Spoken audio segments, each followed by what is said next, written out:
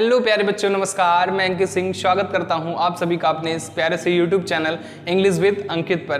प्यारे बच्चों, कैसे हैं आप सब? आई होप आप सब बहुत स्वस्थ, मस्त और ज़बरदस्त होंगे। प्यारे बच्चों, आज हम इस वीडियो में हाजिर हैं काइंड्स ऑफ प्रोनाउन के सेकेंड पार्ट के साथ। प्यारे बच्चों, हमने फर्स्ट पार्ट में काइंड्स ऑफ प्रोनाउन के 5 पार्ट्स को अच्छे से सीखा, जाना, समझा, है ना बच्चों। और आज हम इस सेकेंड पार्ट में बचे हुए 5 पार्ट्स को अध्ययन करेंगे, है ना बच्चों। तो फटाफट से चलते हैं अपनी टॉपिक की तरफ बिना समय गवाए। आइए देखते हैं आज बच्चों हमारा जो छठा प्रोनाउन है वो कौन सा है? इनडेफिनिट प्रोनाउन यानी अनिश्चित सर्वनाम। अब इसको हम थोड़ा सा समझते हैं पहले डेफिनेशन के थ्रू। क्या है डेफिनेशन? जिस प्रोनाउन यानी सर्वनाम से किसी निश्चित व्यक्ति या वस्तु का बोध नहीं होता है। जिस प्रोनाउन यानी सर्वनाम से किसी निश्चित व्यक्ति या वस्तु का बोध नहीं होता है, ज्ञान नहीं होता है, वो क्या कहलाता है? इनडेफिनिट प्रोनाउन यानी अनिश्चित सर्वनाम कहलाता है ना। थोड़ा सा हम इसको एग्जाम्पल के थ्रू भी देखते हैं और पहले इसके कुछ इनडेफिनिट जो वर्ड्स हैं उसको देखते हैं। कैसे वर्ड होते हैं ये भैया? कैसे होते हैं? जैसे समबडी, है ना, कोई, एनीबडी, कोई, सम, कुछ, ऑल, सब, नन, कोई नहीं, है ना, मैनी, अनेक, नथिंग, कुछ भी नहीं। तो यहाँ पर एक तरीके से बातें समझ में आती है कि कुछ बातें स्पष्ट नहीं हो रही हैं, है ना। कोई भी तरीके से बातें स्पष्ट नहीं हो रही हैं, है ना। थोड़ा सा हम इसको एग्जाम्पल के थ्रू भी समझते हैं। जैसे somebody has stolen my pen, somebody has stolen my pen, किसी ने मेरी पेन चुरा ली है, किसी ने मेरी कलम चुरा ली है। तो भैया यहाँ पर बातें स्पष्ट नहीं हो रही कि किसने चुराई है, किसी एक प्रॉपर पर्सन को नहीं कहा जा रहा है ना। किसी ने मेरी पेन चुरा ली, तो भैया यहां पर कैसा सर्वनाम होगा? यहां पर होगा क्या? इनडेफिनिट प्रोनाउन यानी अनिश्चित सर्वनाम। कैसा?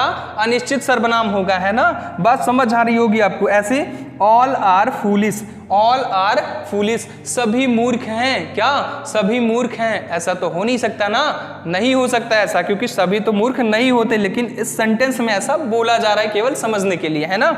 ऑल आर फूलिश, सभी मूर्ख हैं, यानी किसी एक स्पेसिफिक पर्सन के लिए बातें नहीं की जा रही हैं, किसी एक पर्सन के लिए बातें नहीं की जा रही हैं।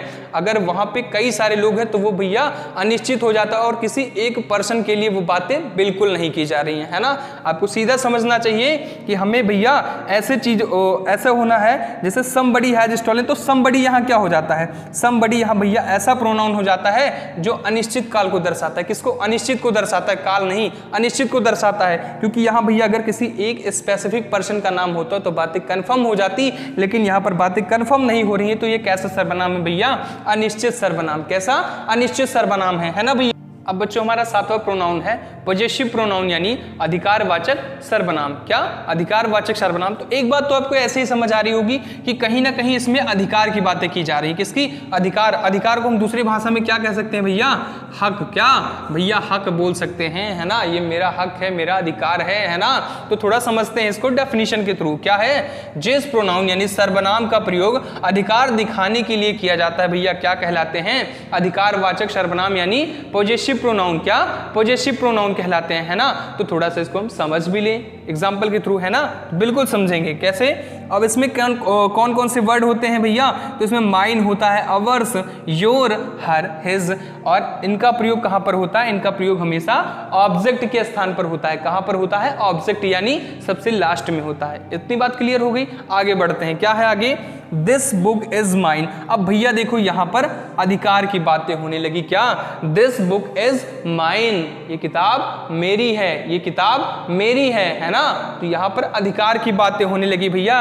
That book is your, that book is your, वो किताब तुम्हारी है, वो किताब तुम्हारी है। तो भैया जहां पर हमारी और तुम्हारी होने लगे वहां पर सीधा मतलब पता चलता है कि ये तो अधिकार वाली बात करने लगा, है ना। जैसे आप कहते हो ना कि ये मेरी चीज है, वो आपकी चीज है, तो जहां पर हम समझते सीधा जहां पर अधिकार की बातें हो तो वहां पर कौन सा प्रोनाउन होता है? पॉजेसिव प्रोनाउन यानी अधिकारवाचक सर्वनाम, है ना। ऐसे तो आपको अच्छे से याद भी रहेगा, है ना। ऐसे में अपना नेक्स्ट प्रोनाउन देखते हैं। अब बच्चों हमारा 8वां प्रोनाउन है क्या? रिलेटिव प्रोनाउन यानी संबंधवाचक सर्वनाम। इसको भी देखते हैं। ये क्या होता है?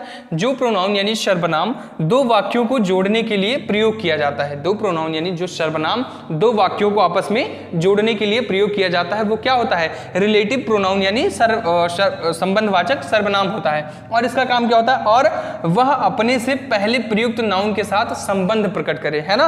अपने से पहले यानी जो उससे पहले नाउन है उससे वो संबंध यानी कि रिलेशन को प्रकट करे, है ना। सीधा हम समझते हैं थोड़ा इजी लैंग्वेज में, संबंध का मतलब आप समझते हैं क्या, रिलेशन, है ना। सीधा समझते हैं रिलेशन, तो रिलेशन का मतलब ये होता है क्या, संबंध। और संबंध भैया वही जब दो चीजें आपस में जुड़ जाएं। तो बेसिकली इनका काम क्या होता है, दो वाक्यों को आपस में जोड़ने का काम होता है। और ये कौन कौन से वर्ड्स होते हैं जो आपस में एक दूसरे सेंटेंस को जोड़ते हैं, आइए देखते हैं उसको भी। हु, हुम, हुज, विच, व्हाट, दैट, ये जो वर्ड होते हैं, और भी कुछ वर्ड होते हैं, मैंने सिर्फ इतने ही लिखे। तो ये कुछ वर्ड्स होते हैं जो दो वाक्यों को आपस में जोड़ने का काम करते हैं, है ना। थोड़ा सा और भी समझते हैं, ये वाक्य के बीच में आते हैं। कहाँ आते हैं, वाक्य के बीच में, क्योंकि भैया अगर दो चीजों को ये आपस में जोड़ेंगे तो भैया कहीं ना कहीं इनका काम तो बीच में ही होगा, है ना। इनका काम बीच में ही होगा, तभी तो ये दो चीजों को आपस में जोड़ते हैं। तो ये तो ऐसे ही याद हो जाएगा कि ये वाक्यों के बीच में आते हैं, है ना बच्चों। ऐसे में अपना अगला प्रोनाउन देखते हैं। अब बच्चों हम अपना अगला यानी नवा पार्ट देखते हैं, क्या है, रेसिप्रोकल प्रोनाउन यानी परस्परवाचक सर्वनाम। ये क्या होता है, थोड़ा सा डेफिनेशन के थ्रू समझते हैं। क्या है, ईच अदर और वन अनदर को रेसिप्रोकल प्रोनाउन कहते हैं। यानी ईच अदर हो अगर और वन अनदर हो तो इसको हम क्या बोलते हैं, रेसिप्रोकल यानी परस्परवाचक सर्वनाम। अब इसका प्रयोग कैसे होता है जरा ये भी देख लेते हैं, है ना।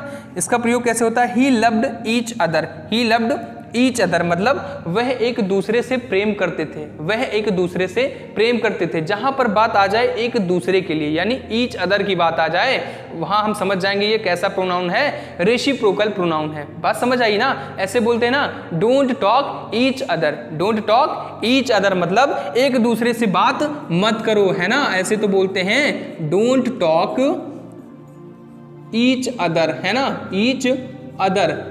तो यहां पर भी ऐसे बातें आ गई, है ना।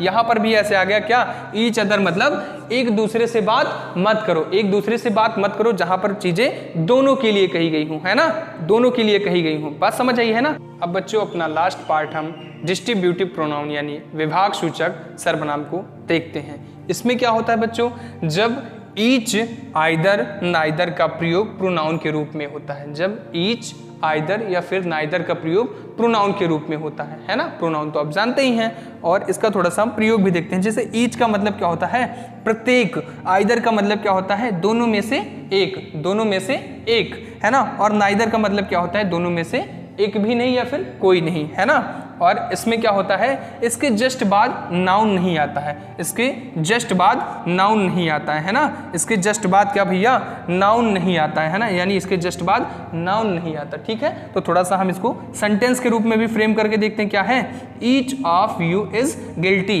Each of you is guilty यानी कि तुम में से प्रत्येक दोषी है, तुम में से प्रत्येक दोषी है ना। यानी जितनी बातें होती हैं भैया क्या प्रत्येक के लिए होती हैं, है ना। प्रत्येक या फिर दोनों में से एक या फिर दोनों में से कोई नहीं। अगर ऐसे वर्ड आते हैं तो वो कैसे प्रोनाउन होते हैं, डिस्ट्रीब्यूटिव प्रोनाउन यानी विभाग सूचक सर्वनाम होते हैं, है ना बच्चों। तो ये थे हमारे 10 पार्ट थे प्रोनाउन के, है ना। तो इनको हमने बहुत अच्छे से सीख लिया और कवर किया, है ना बच्चों। आई होप बच्चों ये टॉपिक काइंड्स ऑफ प्रोनाउन आपको अच्छे से समझ में आई होगी। और ये वीडियो आपको कैसी लगी कमेंट बॉक्स में अपना एक प्यारा सा कमेंट करके हमें ज़रूर बताएं। अगर वीडियो अच्छी लगी हो तो इस वीडियो को एक लाइक ज़रूर करें और शेयर करें अपने उन दोस्तों के पास इस वीडियो को जो पार्ट सेकंड का इंतज़ार कर रहे थे। प्यारे बच्चों अगले वीडियो में हम सीखने वाले हैं काइंड्स ऑफ एडजेक्टिव। और प्यारे बच्चों एक बात आपसे कहनी थी कि अब तो मुझे नहीं लगता है कि काइंड्स ऑफ प्रोनाउन आपको दोबारा पढ़ना होगा, क्योंकि हमने एकदम बेसिक से टॉप लेवल तक इसको अच्छे से सीख लिया है। और एक बात आपसे यही कहनी थी कि इसकी प्रॉपर नोट्स आप ज़रूर बनाएं जिससे आप अच्छे से समय समय पर रिवीजन कर सकें। तो प्यारे बच्चों मिलते हैं अगले वीडियो में, तब तक आप अपना खूब ख्याल रखें और स्वस्थ रहें, मस्त रहें। धन्यवाद।